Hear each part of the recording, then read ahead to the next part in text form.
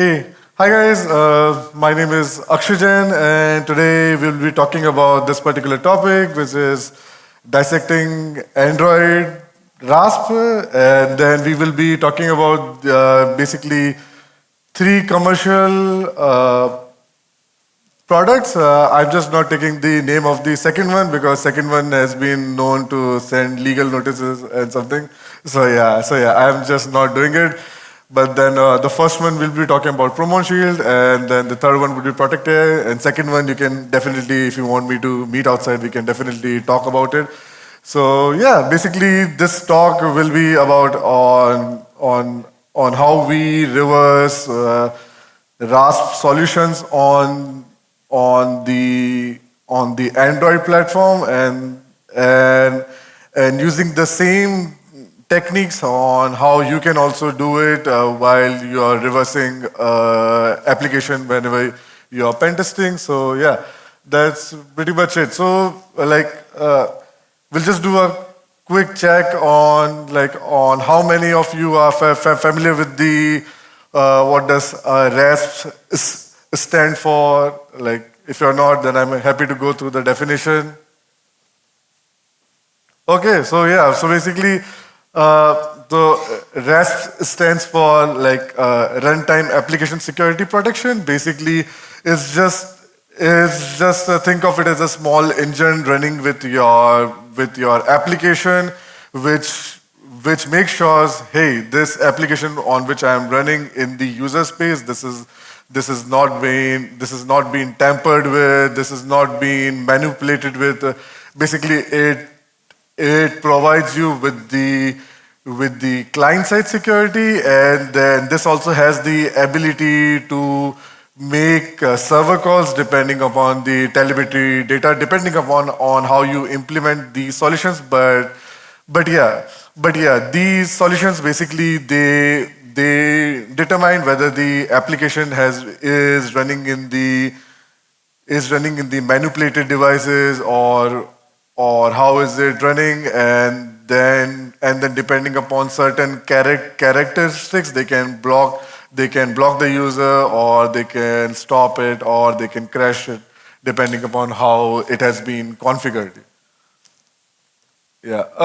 Yeah. So basically, live demos will here be useless because it's basically like a 5-6 second demo where I'll spawn the emulator, I'll run the I'll run the app which says, hey, root detected, or it will just crash, and then the next thing would be I'll be running a small feeder script, and then the root pop-up doesn't come anymore. So yeah, live demos are sort of useless here. So yeah, so this is why we won't be doing any demos. But then again, feel free to talk to me outside of the talk, maybe during lunchtime. I have things here on my laptop which we can talk about, and then maybe in more detail on how we did this. Yeah. So basically, this is all in general runtime application security. At least in the Android world, it actually looks at the device properties. It actually looks at, hey, this application on which it is running has the parent ID has the parent process ID has been manipulated, or has the PID has been manipulated, and then they have the capability of obfuscating the client side code also, where they can be like, hey, you know what, the current code without the obfuscation just goes from A to B to C. But what REST can do is it has the ability to add multiple jumps, control flow obfuscations, where now the code, if it wants to go to A to B, it has to go to A, Z, X, Y, and then to C. It just basically makes the code more unreadable, more distributed. So yeah, it has the capability of adding these things also. And then the last one would be the behavior, where the code has the where the REST code has the ability to understand the behavior. Hey, I am running on this particular banking app. Am I being manipulated by either by being attached debugger or or am I running in a manipulated OS or is my OS certified? Then if any of these conditions gets triggered, then I'll just crash myself. So yeah, these are the certain abilities which these REST solutions have, and then again they like. In certain banking applications, the REST products have the capability of bringing their own cryptography solutions, which they run on the trusted storage, which is called TEE. So yeah, so basically that's where they do all the mathematical computations and then they give you the output. So yeah, that is also something which it can do, but then again, that depends upon a lot on the OEMs on what permissions do they have, and then yeah, like like that thing has a lot of edge cases. So yeah, again, like we will be taking at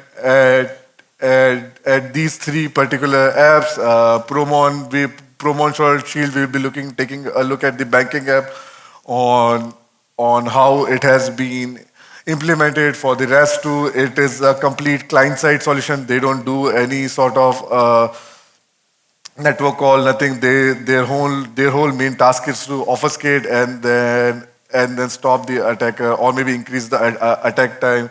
And then third one is the Protect.ai. It's an Indian RAS solution which provides Flutter REST. This is the first time which I was looking at. So yeah, I was like, why not? Like we can take a look at it. But yeah, so basically this is how the attack chain will be looking like for most of the RAS. So basically, what you will do is you will just use the APK tool, JADX, or the Red Array, depending upon the decompiler of your choice, and then this talk will be mostly about runtime behavior on how we bypass it using runtime manipulation because personal opinion that is quite easy to do it. So yeah, so we will be talking about this particular tool called FIDA a lot, and then we will just bypass those whatever the detections which are in place, and if it's needed, then we can also print out all the detection strings, and then yeah, we can just bypass it, and then now you now you have the instrumentation code running on the application. Now you can possibly do anything all you want. So yeah, that's how the a general process for all of these will be going on. But then again, like these things can be changed over time. So yeah. So again, my main thing is we will be using FIDA. So what I've done is I took the FIDA, I looked at all the possible detection strings that most of the RASP solutions looked at. So and then I just recompiled it, and then yeah, in most of the cases, yeah, now these things are sort of okay because now it's not getting detected anymore. But then again, there are a lot more techniques we will talk about. But in general, if you do this, and then yeah, you will be okay with it. But then again, just one fair warning: if you look onto the GitHub, and then on GitHub there are several projects which says, hey, stealth FIDA, hidden FIDA. Like what they do is, like the REST 2 solution which we'll talk about, it has the ability to detect that also, because detection is quite easy for those hidden, at least the publicly available hidden FIDA or stealth FIDA objects. What they do is they rename the FIDA binary to from the character A to C, and then they will add the 4-digit to the end of it at what it was compiled from. So yeah, these solutions have a way to detect them also. So my fair advice would be, hey, just do it yourself, so that yeah. now we go on to the next one. So basically, this RESP I have seen only in the gaming applications. What it does is, hey, it protects all the assets, everything. There is no server call there. Like whatever it does, it's everything client side, and then apparently the thing for this RESP is like game related RESP. But then again, like as we see, it the crazy thing here was this again, like you see the APK, you run the JADX or the APK tool, and then you just see the one SO file, and that's it. And and that's a 19 MB SO file. That's the one of the largest SO files I have ever seen, because it contains a bunch of random shit where it just always tries to confuse, and then again, I think this is again one of those stupid things. But then again, yeah, this is how the architecture of this REST looks like. Basically, there's just a Java file which calls the SO file, and that SO file contains the entire RESP implementation, and then the certain implementation which the developer can say, ki, hey, if the attacker ever tries to hit this XYZ regions, then just crash the app, and then based on that there was this detection, and then the scoring mechanism. But then eventually we used the same approach. We had our modified Frida. We hooked into it, and then we used the same approach, and then this is how ideally the obfuscated ELF file look like, where there were the dot text. That's where the most of the logic was written, and then yeah, this is how this whole SO file of this particular REST look like. But then again, it has tons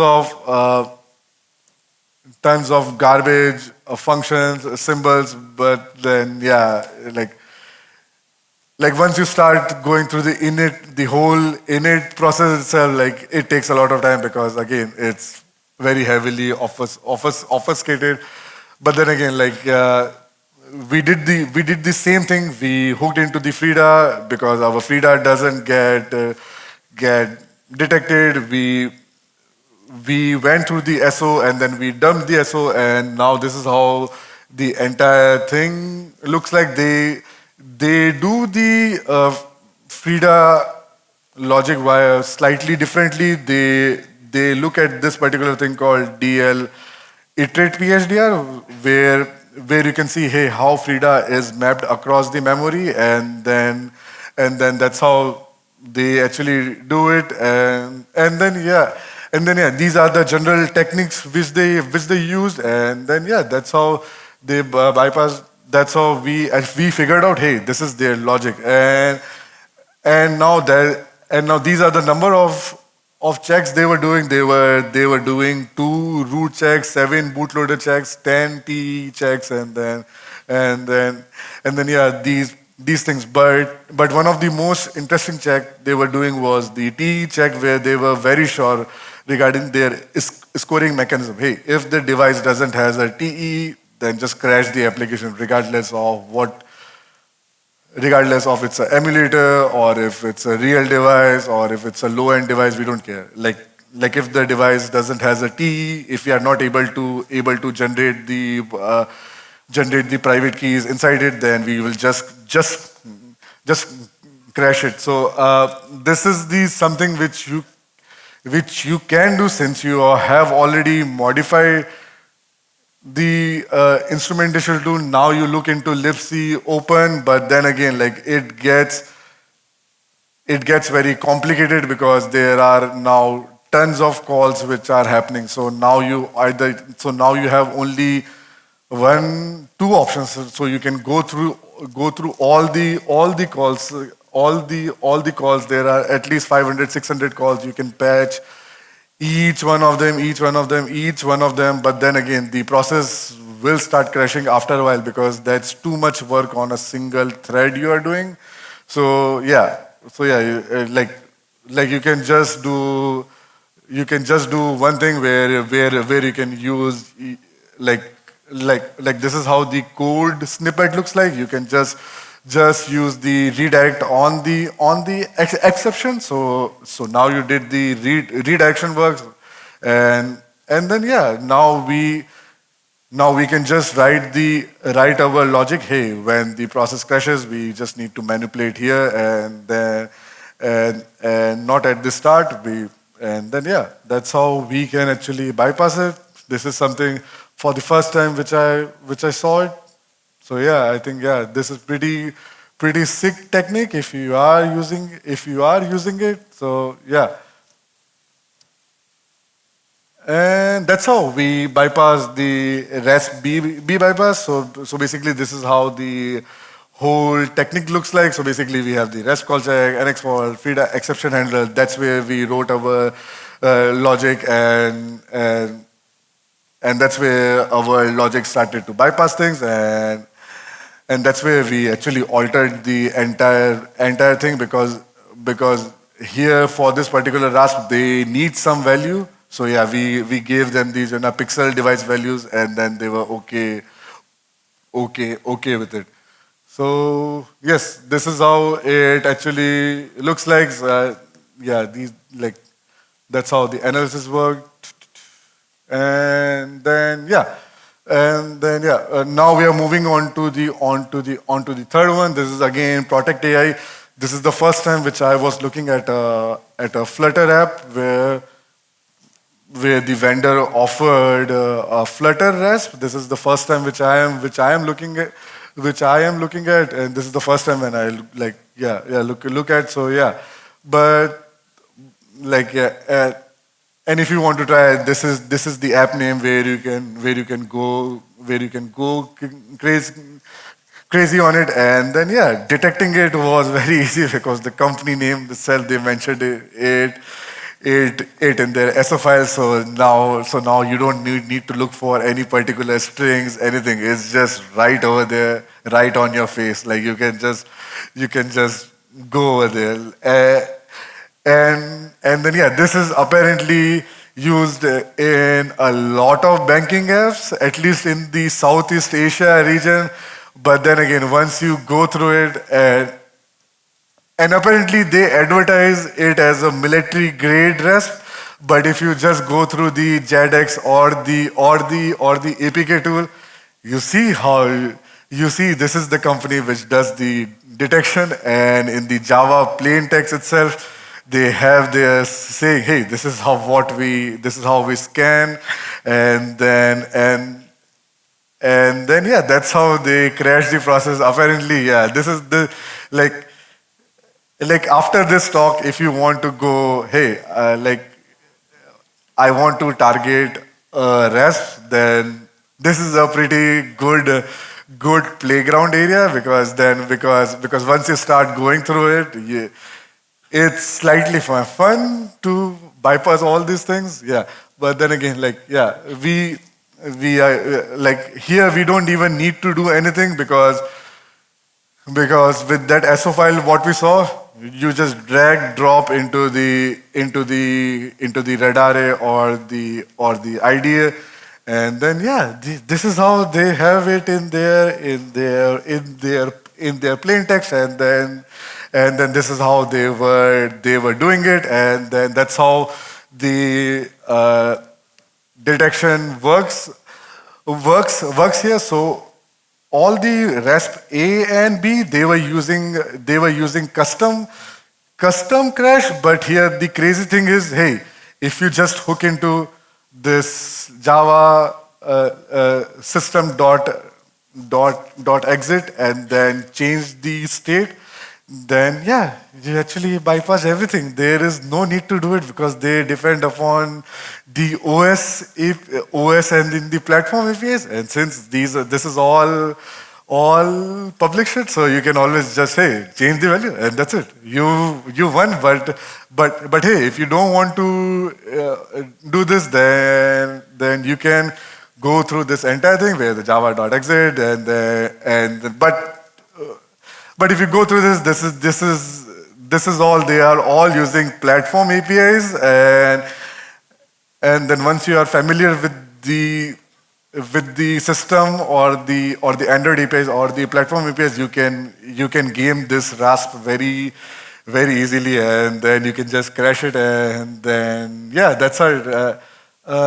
This is how their whole detection logic was. Basically, they were looking for these particular memory, and then they were crashing the app, and then yeah, this is how the entire logic of their thing was. And then what we did was we wrote a goat monitor which was just looking for this particular string, and there all the strings were like, hey, GM1, GM2, GM3. That's how they were showing to the logs, because if a process crashes, then someone from the developer side, they need to understand the logs, or else it's just like, how will a developer understand something unknown, or maybe the obfuscated log? Maybe they need to provide some sort of deobfuscator or blah blah blah. But yeah, these guys were not doing it. These guys were giving you everything in the plain text, and then yeah, you just see the crash, and then you hook into pthread exit, and then yeah, that's how you are able to make the application not crash. So yeah, this is how the entire their kill chain looks like.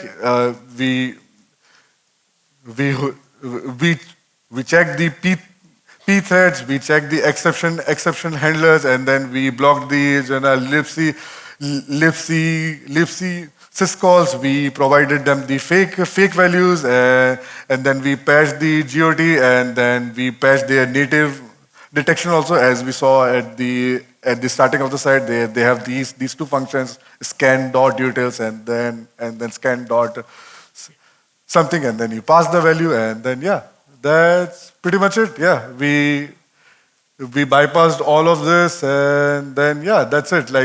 And then this is how the entire summary of all these three reps look like. They all employ certain different detections, and they all have certain different values. Like for example, REST B focuses on only client side. They don't do server calls. Promon Shield wants to detect also. They want to do the crash also. They also want to provide the valuable logs to the customer also. They also want to do the network part also. So yeah, at some point, like yeah, these are all the features. So basically, they all have their own. They have their own small world, and then using those things, you can maybe hook into it, and then you can bypass it, and then yeah, like as I said, like this is what it actually looks for. Promon only looks for, hey, if you're running on a real device, on a nice device.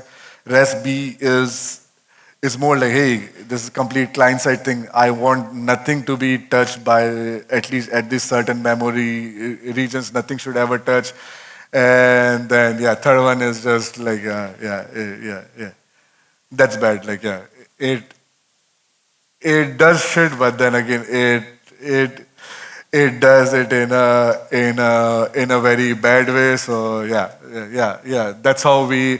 This is something which you can take away. Like, hey, this is all this, and that's how we actually bypassed each of the RASP checks. So that once you bypass it, you can see the traffic, or you can do all the client-side manipulations if you want, and then yeah, that's it. Like yeah, practical lessons. Yeah, that like yeah, this is just something. Yeah,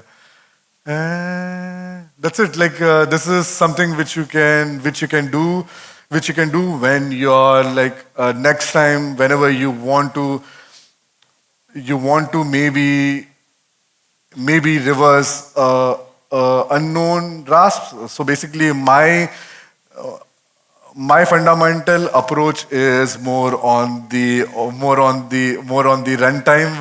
runtime bypass. But then again, you can do client side bypass also. So yeah, that's it. Like yeah, we learned all these things, and then and then that's how you can build the bypass, and that's it. Yeah, yeah, yeah. Thank you guys. Yeah. Yeah.